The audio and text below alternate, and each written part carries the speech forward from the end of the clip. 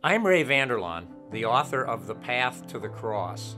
As we come into the season of Holy Week, Good Friday and Easter again this year, I'm struck by how many of the stories of what Jesus said and did and what happened to him that last week are based on or shaped by the more ancient stories of God's people Israel and their deliverance from Egypt.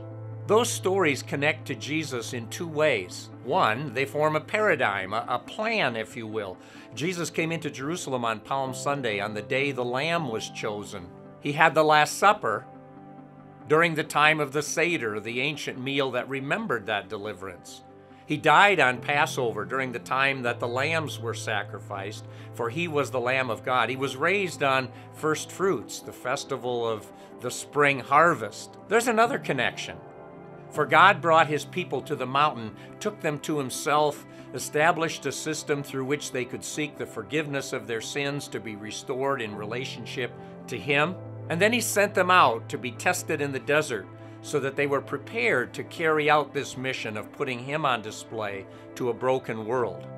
I'd like to invite you to join us in a study of some of that context of Jesus' last week, a free online Bible study called The Path to the Cross.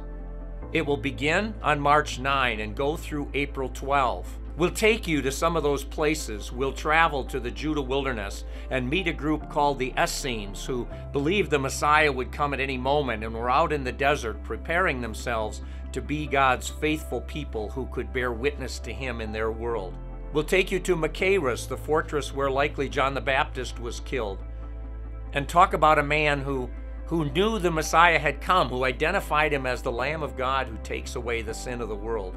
We'll go to that same Judah wilderness, to the vicinity of where Jesus was tested, in order to determine that he too was all in on carrying out the mission that he came to complete. We'll go to Jerusalem, show you a room set up like the ancient Seder would have been set, and look at the Last Supper. Consider how it too is founded on all those ancient stories. And then we'll go to Gethsemane and watch as Jesus wrestles with this incredible mission that he came to carry out, using phrases from those ancient stories to explain what was happening to him. We'd like to ask you to join us. We'll travel to those places by video. It's a free online study. You'll know more about Jesus' last week. I think it will deepen your understanding of it. And through it all, you'll hear again and again his invitation for you to join that ancient story, to become one of those people who takes upon yourself the mission to live out your life, to show a broken world what it looks like when you follow Jesus. Please join us.